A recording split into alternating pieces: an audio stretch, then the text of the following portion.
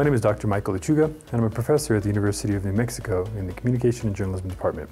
I'm also the founder of the Multi-User Virtual Environment Lab, or the MOVE Lab. Reconnections asks a very simple question. Is it possible to build social connection when you don't actually see or talk to anybody? We think the answer is yes. In fact, Reconnections builds an entire virtual island in which users will move through in order to do just that, to try to find one another's traces as they build collaborative environments together. We expect Reconnections to enjoy broad appeal in ways that we think could open up the VR industry, and we're already working on a list of future applications and contexts for this project.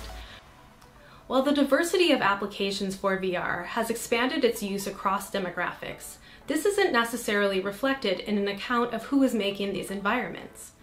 Reconnections is the work of a team of faculty, staff, and students from across 3 universities, all of whom are committed to the mission of using indigenous epistemology to change the way we experience virtual worlds, and creating ethical stewards of our physical world. We applied insights from indigenous ways of knowing to the design of the virtual environment.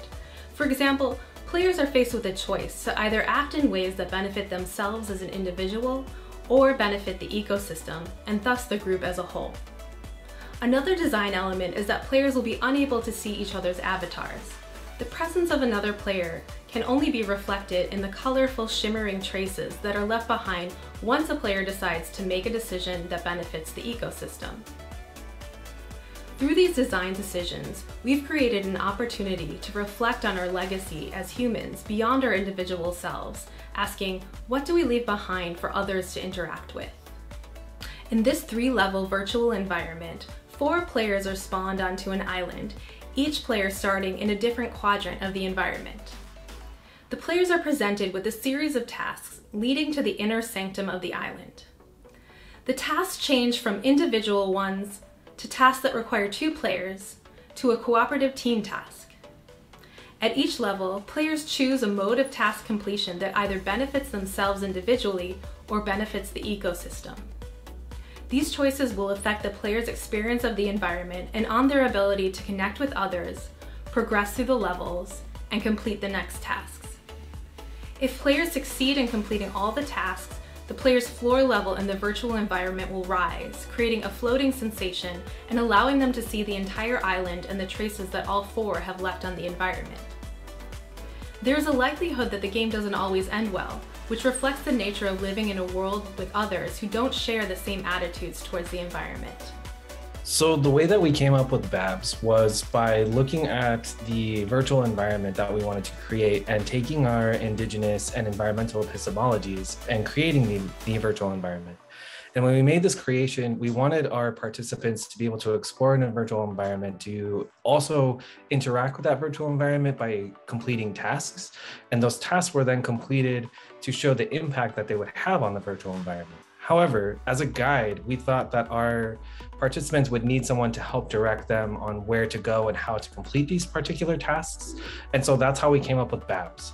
And BABS is essentially like the visual representation of the environment. So BABS not only serves as a guide, but also serves as kind of a teacher to our participants and a teacher to us all, really. So we wanted BABS to kind of serve as this teacher by showing how our participants can have an effect on the environment, but also show how the environment can teach them that what they do individually has a collective effect on the whole. For the Extended Reality for Learning Lab at California State University, San Bernardino, the lab is a space where faculty, students, and staff come together to imagine teaching, learning, and research with the newest technologies. Here, we use the Unreal Engine to create VR learning experiences for our campus and our academic partners. The lab employs undergraduate students under my direction for every game development project. Students learn from the lab team, from each other, and from faculty members who do research in the lab. Reconnections is the most complex project we've attempted so far. Our team includes 2D, 3D, and animation student artists, a videographer, and several student programmers. What's important is that the students get hands-on experience with game design. I have the students all work together on these projects and collaborate often so that students from every discipline get to see the workflow of the other members of the team. This gives them a broad understanding of the game development process so they can be better prepared to handle issues when merging each other's changes. The students learn by working on something exciting, but but also develop their expertise and therefore get an edge on the job market. We meet with the Move Lab team every other week to refine the game ideas, discuss the concept art, and demo parts of the game. All of the development for this project would have been very difficult without Unreal Engine. Unreal has a lot of templates that provide an idea of what is good practice and all of the possibilities when using a powerful game engine. We are able to create prototypes of our designs using blueprints and then teach computer science students how to convert these blueprints into the C++ equivalent. Even transferring models with animations created in Blender is seamless. Unreal gives us extra control with animation blueprints and control rigs, which allows us to get the exact look that we want out of our environment. Working on the Reconnections project was beneficial because we learn all of these things in our computer science classes, but we don't really see how they apply, and they don't really cover everything.